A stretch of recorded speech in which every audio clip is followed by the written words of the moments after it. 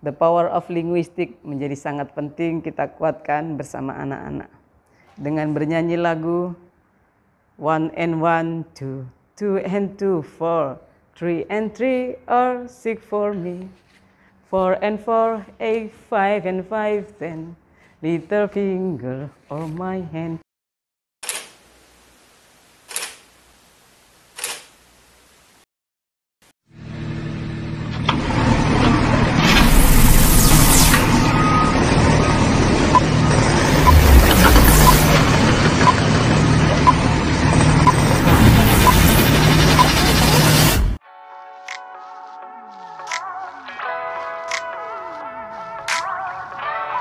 Assalamualaikum warahmatullahi wabarakatuh.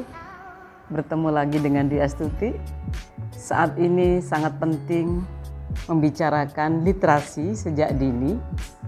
Di tengah pandemi pastilah para orang tua lagi mencari cara bagaimana menyiapkan diri mendampingi sang anak. Kalau kita ketahui bahwa anak-anak kita lahir sejak di dalam kandungan, pastilah oleh orang tua sudah dikenalkan dengan nama asma Allah di awal dia lahir. Selanjutnya sang anak didekatkan dengan buku. Pada waktu anak, kalau orang Jawa bilang itu mudun lemah, pasti di situ ada buku dan ada pensil dan juga peralatan lainnya. Sebetulnya isyarat-isyarat itu adalah sangat penting diberikan kepada anak-anak kita pada waktu itu. Ada hal yang sangat penting pada waktu masa nenek moyang kita dulu memberikan cara seperti itu. Sebetulnya itu ada makna tersendiri bagaimana harapan orang tua anak-anaknya bisa menjadi anak-anak yang cerdas, menjadi seorang ilmuwan, menjadi seorang yang memiliki kemampuan lebih di dunia ilmu pengetahuan. Tapi seringkali kita juga merasakan kesulitan dalam hal ini dan bahkan ada sebuah aturan tersendiri yang anak-anak pada waktu masuk usia SD ada catatan penting di situ bahwa sang anak tidak diperkenankan untuk dites secara langsung, yaitu tes calistung. Dalam hal ini ada undang-undang di situ nomor 17 tahun 2010 bahwa masuk sekolah SD dilarang untuk dilakukan tes atau rekrutmen dengan tes calistung.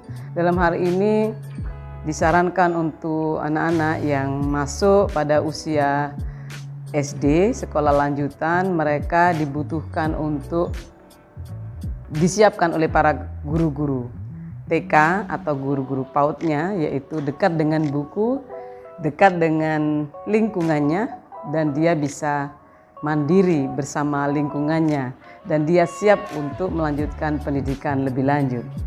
Nah, kalau berbicara tentang literasi, menjadi sangat penting untuk didekatkan kepada anak-anak sejak usia dini, sehingga pada waktu dia masuk usia SD, anak-anak sudah tidak kaget lagi pada waktu dia mendekati masa pendidikan lebih lanjut. Bagaimana caranya? Nah, maka ini menjadi sangat penting bagi orang tua ataupun para guru untuk mendekatkan buku sejak dini. Sehingga pada waktu dia masuk sekolah SD pun dia tidak merasa canggung pada saat anak-anak dalam posisi siap untuk belajar lebih dalam lagi. Para orang tua dan para guru sekalian yang saya hormati, bahwa mendekatkan buku pada anak sejak usia dini menjadi sangat penting. Sebetulnya kalau berbicara tentang anak usia dini, maka kita harus mengetahui potensi dasar sang anak. Kapankah sang anak ini menjadi sosok anak yang memiliki tumbuh kembang yang berlaju dengan cepat dan sesuai dengan kebutuhannya. Yaitu kalau kita ketahui bahwa menurut para ahli, kita ketahui untuk anak usia dini, anak mencapai titik kulminasi bahasa itu mencapai pada posisi anak usia 8 bulan. Sehingga sejak usia dini itulah para orang tua memberikan stimulasi yang semaksimal mungkin setiap hari anak-anak selalu diajak berbicara oleh orang tuanya di rumah, yaitu dengan mengajak bicara, diajak mendongeng, ataupun orang tua mungkin bernyanyi atau bersolawat di hadapan anak-anak secara langsung dengan mata, menatap mata sang anak, sehingga dengan senyuman orang tua anak-anak terasa terstimulasi. Dengan tangan, kedua belah tangan yang selalu digerakkan oleh orang tuanya membuat sang anak semakin senang, karena dengan gerakan-gerakan yang cukup rileks akan ditirukan oleh sang anak. Apalagi dengan memegang buku, biasanya kita apa yang ada di sekeliling menjadi segala sesuatu ya bahan yang bisa dipakai untuk alat pembelajaran. Pembicaraan ini menjadi sangat penting karena saat ini adalah saat-saat anak-anak ini harus belajar untuk menyiapkan diri untuk bisa membaca sejak usia dini. Maka para orang tua sudah otomatis perlu sekali dengan bahasa-bahasa yang santun bisa disampaikan kepada anak-anak. Bagaimana anak-anak mengenal bahasa sejak usia dini adalah karena stimulasi dari orang tua sebelum dia masuk ke sekolah pendidikan anak usia dini, sebelum dia masuk ke playgroup. Sehingga orang tualah yang menjadi peranan penting di sini, yaitu kedekatan orang tua, baik orang tua perempuan maupun orang tua laki-laki, menjadi sangat penting. Seringkali kita bertanya-tanya, kenapa anakku bisa bicara itu posisi usia 12, usia ada yang 12 bulan, ada yang 2 tahun baru bisa bicara. Itu karena stimulasi para orang tua itu sendiri. Orang tua semakin sering menstimulasi anak, maka terstimulasilah anak-anak untuk cepat membaca, atau maksudnya adalah cepat berbicara. Kalau orang tua hanya menggunakan gerakan fisik saja, misalnya anak-anak yang butuh jalan atau apa, ya jalan saja yang akan dia terima. Tapi pada waktu usia dini ini perlu linguistiknya ini dilatih, bahasa perlu dilatih dengan tahapan-tahapan yang harus dilakukan. Walaupun apa yang disampaikan orang tua ini memang perlu ditata dengan baik, jangan sampai ada banyak bahasa sehingga anak ini bisa menerimanya dengan secara maksimal. Kalau anak-anak ada di dalam pondok pesantren atau anak-anak di panti asuhan, tentu ini kalau yang posisi bayi tentu mereka akan kesulitan karena banyak saudaranya di lingkungannya. Tapi otomatis ini kan ada bahasa yang cukup multi bahasa di situ. Tapi kalau di dalam keluarga biasanya hanya bahasa ibu yang ditekankan, maka saran saya adalah bahasa ibu menjadi sangat penting. Kalau memang itu bahasa Indonesia, maka pakailah satu bahasa, itu bahasa Indonesia. Kalaupun itu ada bahasa yang lain, maka itu hanya sebatas seperti solawatan atau lagu-lagu yang mungkin bisa dikenalkan, mungkin pakai bahasa Inggris atau bahasa Arab. Banyak lagu-lagu yang bisa dikenalkan kepada anak-anak supaya anak-anak terstimulasi, tapi tidak dalam satu ketika. Anak-anak usia di bawah 1 tahun diberi 3 bahasa, tidak mungkin. Cukuplah dengan satu bahasa, yaitu bahasa ibu, sehingga anak-anak bisa menerapkan setiap harinya dia akan menerima, karena posisi anak-anak di usia kurang dari 1 tahun ini adalah dia masih posisi menerima apa yang dia dengar, apa yang diberikan oleh orang di sekelilingnya, dia akan menyerapnya. Selanjutnya dia pun akan berusaha pelan-pelan untuk menyampaikan kembali. Ini adalah bagian daripada literasi yang harus diawali sejak usia dini. Berbicara literasi pasti tidak lepas dari bicara buku. Nah, ini buku menjadi sangat penting. Buku menjadi alat yang sangat luar biasa untuk mengenalkan supaya anak-anak ini cepat dekat dengan buku dan suka dengan buku. Orang bilang buku ini menjadi alat yang istimewa. Kalau kita bicara, biasanya anak usia dini itu karena terbiasa minum susu, maka sang anak pun akan suka susu. Nah, kalau dibiasakan sejak usia dini, dia didekatkan dengan buku-buku, maka sang anak pun akan suka dengan buku. Ini sudah saya alami dengan anak-anak saya sendiri. Semakin dekat dengan buku, maka semakin senang dia dan akan mencari buku. Bapak Ibu sekalian, para orang tua dan para guru, saya memiliki satu poin penting untuk selalu dekat dengan buku, yakni selalu mengkampanyekan tentang buku. Satu rumah, satu rak buku. Satu rumah, satu rak buku. Satu kelas, satu rak buku. Artinya di dalam kelas selalu ada rak buku, tapi bukan berarti hanya raknya saja, tapi tentu ada bukunya. Ini dalam rangka apa? Kampanye saya di hadapan para wali murid biasanya satu rumah, satu rak buku. Oh, berarti ada buku. Jadi biasanya rak buku itu ada di dalam pojok ruangan begitu. Nah, ada kalanya kita punya strategi tersendiri untuk para orang tua, letakkan buku di meja. Ini menjadi sangat penting. Letakkan buku di meja, maksudnya adalah dekatkan kepada anak-anak. Atau dengan cara lainnya, yaitu dengan orang tua membiasakan diri dengan membaca buku. Apapun yang dilakukan orang tua pasti akan ditiru oleh anak-anaknya. Orang tua pegang HP, pasti sang anak akan mengikuti pegang HP. Kalau orang tuanya suka nyanyi, maka anaknya akan senang menyanyi. Nah, kali ini kampanye kita adalah kampanye tentang literasi. Maka sejak usia dini, sejak anak-anak usia di bawah 1 tahun ataupun di atas 1 tahun, di bawah usia 5 tahun ini, dekatkanlah dengan buku, bahwa di ruangan atau di rumah pastikan ada buku di dekat anak-anak. Kalau di rumahnya, di mejanya ada buku, pastikan orang tua juga biasakan untuk membaca buku. Karena kalau orang tua membaca buku, pasti anak-anak akan tertarik. Mama membaca apa? Pasti akan tertarik begitu. Nah, anakku, silakan, di situ juga ada buku kesukaanmu. Mana mah? Pasti dia akan tanya begitu. Nah, tentu buku yang dibaca anak-anak dengan buku yang dibaca orang dewasa pastilah berbeda.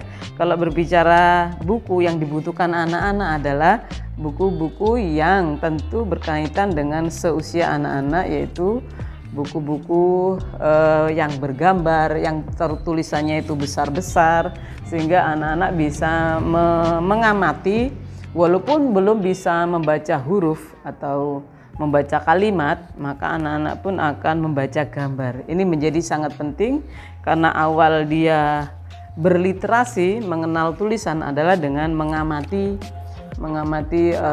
isi daripada buku itu, gambar-gambar yang ada di dalamnya. Banyak sekali buku-buku bagus kalau kita ketahui. Seringkali menjadi catatan bagi orang tua, dekatkan buku pada anak. Murah kok di Surabaya misalnya, tahu jalan-jalan di daerah, tidak harus di tempat-tempat yang mahal. Seringkali para orang tua kesulitan untuk mencari buku dan akan diketahui banyak buku yang mahal. Padahal ada buku-buku yang tidak terlalu mahal, yang tipis-tipis yang bisa dijangkau oleh para orang tua. Seperti ini, buku yang tipis-tipis bisa kita dapatkan, asyiknya menjadi ilmuwan. Sentuhan-sentuhan ini menjadi sangat penting. Saat kapan sang orang tua ini bisa mengenalkan kalimat atau kata-kata atau tulisan kepada anak, tentu para orang tua lebih tahu pada waktu apa sang anak ini bisa distimulasi. Pada saat orang tua selesai melakukan pekerjaan rumah di tengah pandemi, tentu dekatkan anak-anak dengan buku. Jadi saat ini menjadi sangat penting. Anak-anak akan belajar dengan literasi yang ada di rumahnya bersama orang tuanya. Jangan lupa bersama orang tuanya, karena anak akan selalu senang jika didampingi orang tua. Tapi tentu ada nilai kemandirian di sini, ada nilai kepemimpinan di sini, ada nilai emosi di sini. Bagaimana anak-anak bisa menerapkan rasa empati karena ada buku-buku yang tertuang di dalam tulisan itu. Mungkin para orang tua, tips untuk saya, dekati selalu anak-anak dengan buku-buku yang bermutu, yaitu bagaimana anak-anak bisa belajar tentang kemandirian. Hari ini misalnya si Ani menggunakan atau memakai baju sendiri. Nah, itu ada tulisan, misalnya ada buku yang berisikan tentang bagaimana cara mengancingkan baju. Ada saat ini seperti saya pegang ini adalah asyiknya bereksperimen. Nah, ini sangat menyenangkan ini. Asyiknya bereksperimen misalnya. Artinya apa? Pada waktu sudah pegang buku begini, para orang tua sudah di depan orang tua dan anak-anak, yang disitulah ada misalnya bak air lengkap dengan centongnya dan sebelahnya ada gelas plastik sehingga tertuang begitu. Nah, sehingga ini eksperimen yang dilakukan oleh orang tua. Di tengah pandemi cukup menggembirakan bagi anak-anak karena selalu didampingi orang tua. Orang tua pun berharap dengan sepenuh hati bisa mendampingi anak-anak dengan sebaik mungkin. Ini dalam rangka untuk sang orang tua harus mampu mencari celah-celah pentingnya menguatkan potensi tumbuh kembang anak. Saat anak tidak bisa bersekolah dengan normal, maka para orang tua lah pengganti utama. Karena apa? 24 jam anak-anak bersama orang tua. Sehingga bagaimana caranya agar pertemuan antara anak dan orang tua ini berkualitas. Jadi walaupun pandemi tidak terasa pandemi karena anak-anak terlayani dengan baik keilmuannya, tumbuh kembangnya bersama orang tua. Jadi jangan takut-takut para orang tua. Kalau zaman saya masih kecil dulu, selalu diajak oleh orang tua saya. Ini contoh sangat sederhana.